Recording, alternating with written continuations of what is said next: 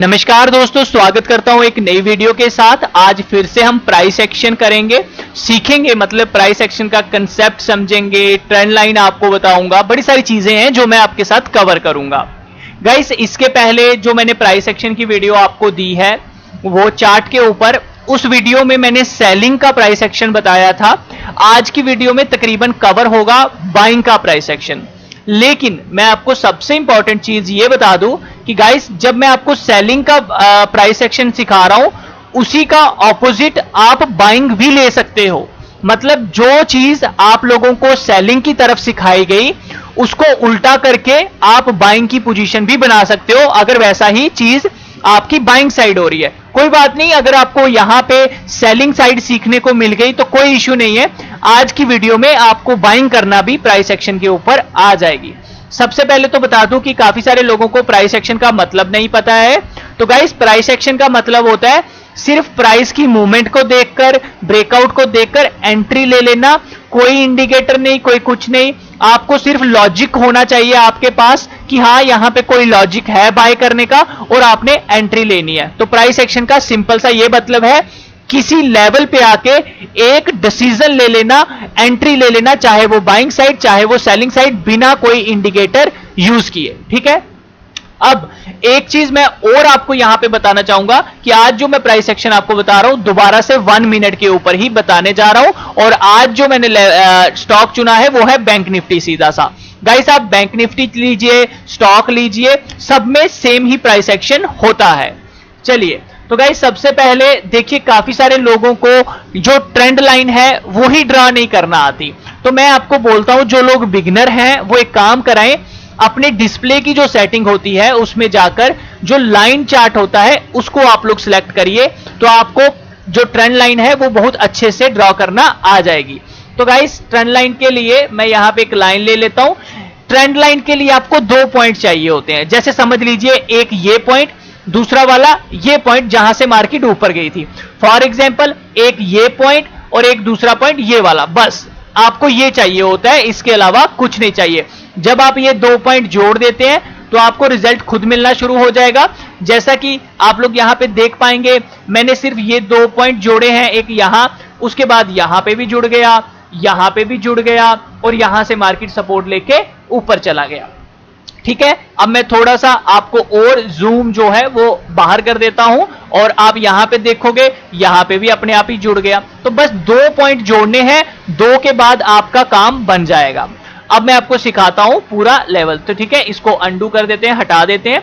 देखिए, मैंने पूरे लेवल्स बना के रखे हैं पहले, लेकिन ये लेवल मैंने कैसे बनाए, कैसे इसके ऊपर इंप्लीमेंट करना है, वो चीज बहुत इंपॉर्टेंट होती है गाइस। तो देखिए गाइस, सबसे पहले जैसा कि मैंने आपको कहा, चार्ट पैटर्न आप वहीं लीजिए, और हमेशा याद रखिए, जब आप कोई ट्रेंड लाइन ड्रॉ करते हैं, जब आप 2 पॉइंट के साथ उसको जोड़ते हैं, तो कम से कम वो पिछले दिन के साथ भी जुड़े तो काफी अच्छी रहती है। गाइस, मैं इस पे आज जो जोड़ूंगा वो यहां से ये वाला पॉइंट जोड़ूंगा, बड़ा वाला लेवल। ठीक है गाइस, अब मैं आपको मिनिमाइज करके दिखाता हूं। देखिए, मैंने इसको जोड़ा, ये पीछे भी जुड़ गई। यहां पे आप देख पा रहे हैं कि ये जब मैंने ये दौड़ा, ये पिछले दिन की कैंडल्स हैं जहां पे ये जुड़ गई है। मैं आपको यहां पे डिस्प्ले पे जाके कैंडल कर देता हूं, तो देख लो, ये 14 तारीख का ट्रेंड है और ये 15 तारीख का ट्रेंड है। ठीक है। तो ये सबसे बेस्ट रहता है कि अगर आप लोगों का पिछले दिन भी जुड़ जाए। ठीक है। तो अब इससे एक और इंपॉर्टेंट चीज है कि आप लोग गलती ना करें। मैं आपको लाइन के बेसिस पे ये ना हो, देखो समझ लो, अब कोई बोलेगा सर ये भी है, मैं यहां से ड्रॉ कर दूं 2 पॉइंट। आप कर सकते हो यहां से 2 पॉइंट, देखो यहां भी जुड़ गई, यहां भी जुड़ गई, यहां भी जुड़ गई। लेकिन क्या इसने पिछले दिन कुछ जोड़ा है? हाँ, इसने पिछले दिन भी जोड़ा है, तो ये भी एक इंपॉर्टेंट लेवल है। लेकिन गाइस, आप मुझे एक चीज बताओ, आपने पिछले दिन तो जोड़ लिया, लेकिन अगर आप देखोगे तो उसके ऊपर ही बिल्कुल पास आपको ये चीज दिख रही थी, तो फिर पीछे की जो लाइन है वो बिल्कुल पास नहीं होनी चाहिए। ये बात ध्यान रखें थोड़ा सा। ठीक है। तो इसीलिए मैं इसको जो है हटा देता हूं, इसको मैं इतना इंपॉर्टेंट नहीं दूंगा। प्राइस एक्शन के ऊपर मैं इसको देखूंगा। अब गाइस, आपको एक काम और करना है, ये जो बाहर एक चीज बनी है, इसको आपने एक चैनल टाइप बना देना होता है। क्योंकि अगर मैं इसको यहां से ड्रॉ करता हूं गाइस, तो तो ये यहां पे जुड़ तो जाएगी, 2 पॉइंट जुड़ तो जाएंगे, लेकिन अगर आप देखोगे तो ये पीछे कहीं नहीं जुड़ रही है। तो इसके लिए मैं इसको क्या करूंगा, मैं इसको बिल्कुल एक लेवल के हिसाब से कर दूंगा कि ज्यादा गैप भी ना रहे ना कुछ। अब देखो आप यहां पे, अब आप एक चीज देखो, मैं आपको मिनिमाइज करके दिखाता हूं। ये है ना, ये वाला ज्यादा गैप नहीं है, ये पार्लर हो गया, बराबर बराबर हो गया, ठीक है। तो ये आपको फेक ब्रेकआउट से बचाएगा, याद रखना। अब कैसे बचाएगा, चलिए वो चीज बताता हूं गाइस। अभी हम दोबारा कैंडल्स पे आ जाते हैं, ये चीज हो गई। अब देखो गाइस, आप इंपॉर्टेंट चीज यहां पे नोटिस करते जाना। देखो यहां से ये सपोर्ट, सॉरी रेजिस्टेंस, फिर रेजिस्टेंस, फिर रेजिस्टेंस, यहां पे एक छोटा सा ब्रेकआउट आया। काफी सारे लोग सोचेंगे बाइंग है, लेकिन इस वाली लाइन ने आपको बचा दिया, क्योंकि इसने बताया भाई नहीं ये नहीं है, इसके पार जाएगी तब हम मानेंगे कि कोई जोन टूटा है, ठीक है। अभी नहीं हुआ गाइस। उसके बाद इसने दोबारा से यहां पे बताया, लेकिन इसने भी क्या कहा कि नहीं भाई ये वाली लाइन टूटनी चाहिए, ज्यादा बड़ा टारगेट आपको नहीं मिलने वाला, ये चीज इसने यहां पे बता दी। अब गाइस यहां पे ना इंपॉर्टेंट चीज, मैंने पिछली वीडियो में भी आपको बताया था कि जब एक ब्रेकआउट आता है वो कम से कम पिछला वाला ब्रेकआउट को तोड़ना चाहिए। गाइस जैसे कि इसने यहां पे ब्रेकआउट दिया, क्या इसने इस ब्रेकआउट को तोड़ा, सॉरी इस रेजिस्टेंस को तोड़ा, नहीं तोड़ा गाइस। ये वाला रेजिस्टेंस मतलब यहां पे ट्रेंड लाइन ब्रेक हुई, क्या इसने पिछले वाले रेजिस्टेंस को तोड़ा, नहीं तोड़ा। तो गाइस आपको ये पॉइंट याद रखना है कि जब भी कोई एक ट्रेंड लाइन को ब्रेक करती है कैंडल, तो पिछली वाली जो रेजिस्टेंस होता है वो टूटना चाहिए। क्या, पिछला वाला रेजिस्टेंस जो है वो टूटना चाहिए। तो गाइस अभी तक हमको यहां से लेकर यहां तक कोई ऐसा पॉइंट नहीं मिला यहां पे पिछला वाला रेजिस्टेंस टूटा हो, ना कि यहां पे हमको वो चीज मिली है।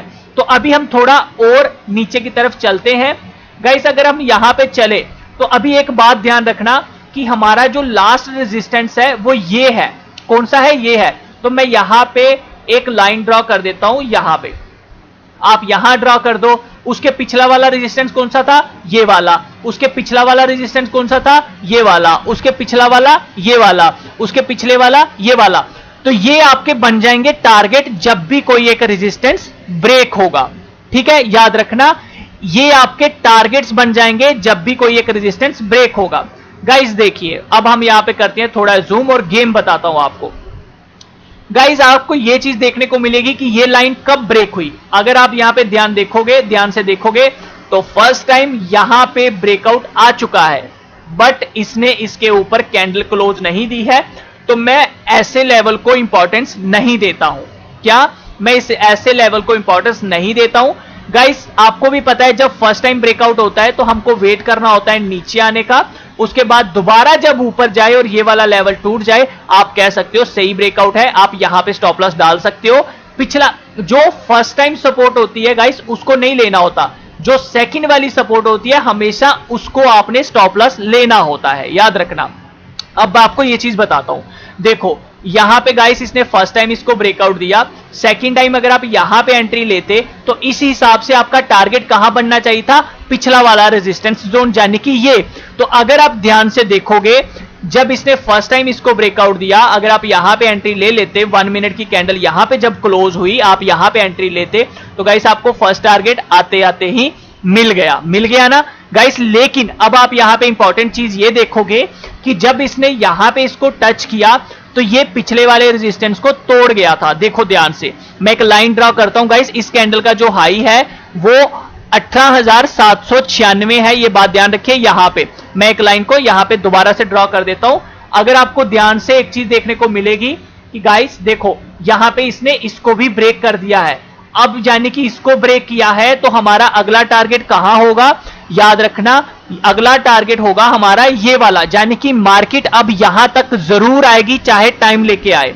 तो गाइस अब देखो हम चलते हैं यहां पे इस तरह से, आप देखो मार्केट दोबारा नीचे आई और दोबारा इसने जो ऊपर का टारगेट था गाइस उसको हिट किया।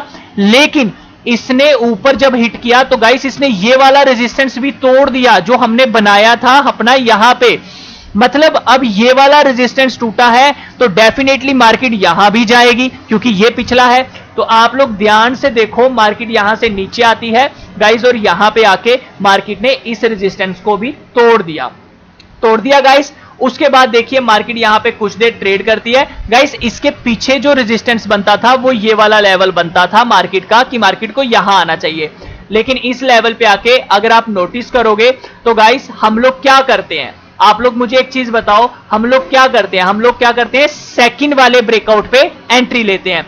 तो गाइस देखो यहां पे मार्केट ने जब इसको ब्रेकआउट दिया उसके बाद नीचे आई, दोबारा ऊपर गई, लेकिन मार्केट ने इसका हाई नहीं तोड़ा, इसके ऊपर कैंडल क्लोज नहीं दी, तो हम लोग यहां पे एंट्री नहीं ले सकते थे, इसीलिए हमको ये वाला टारगेट नहीं मिला।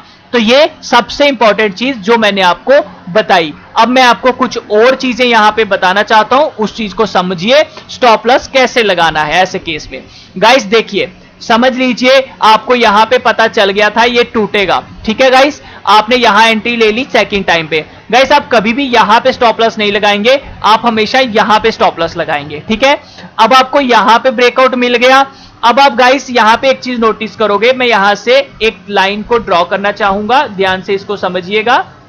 यहां से गाइस जो मार्केट चली है, मार्केट इस ट्रेंड लाइन के हिसाब से चली है, तो बड़े सारे लोगों को थोड़ी जल्दी होती है एंट्री लेने की। यहां पे ही कुछ लोग बोलेंगे हाँ यहां से ऊपर चले जाएगा, तो गाइस ऐसा नहीं करना है, थोड़ा वेट करना है इस रेजिस्टेंस के पास आने के लिए। देखो मार्केट उसके बाद इस लाइन के पास आई, बट मार्केट ने इस रेजिस्टेंस को नहीं तोड़ा।